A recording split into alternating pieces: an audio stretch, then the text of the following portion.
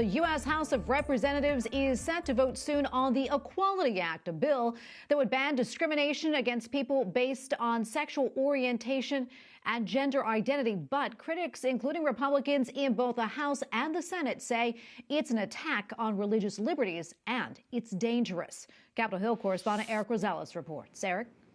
Well, Tracy, under the Equality Act, disagreement is discrimination. Now, critics say it's more than just men being able to play women's sports in both high school and college, but it's a direct attack on religious liberties, the church, and private Catholic schools.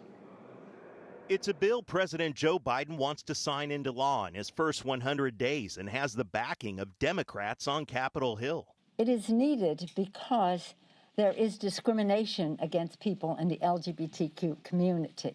The president tweeted, "It prevents discrimination in our housing, education, public services, and lending systems." But it does more than that. It's really about imposing the left's view on gender, on abortion, on a whole range of issues, not just on the regular population, but even on faith communities. You should be concerned for the safety of all the little girls that are going to go in a bathroom not knowing if there is a man in there that calls himself a woman.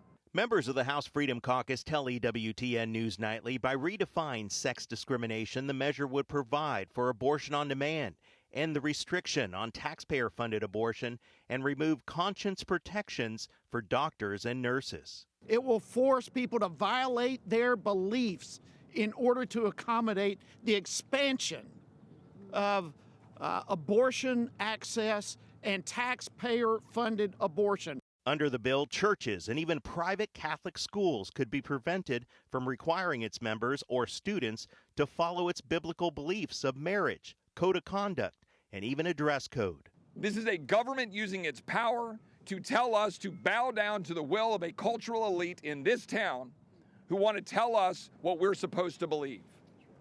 Democratic leadership in both the House and the Senate just held a news conference. Now, I asked about Republicans' concerns about religious liberties. Democratic leadership told me that no religious liberties will be affected by the current civil rights laws.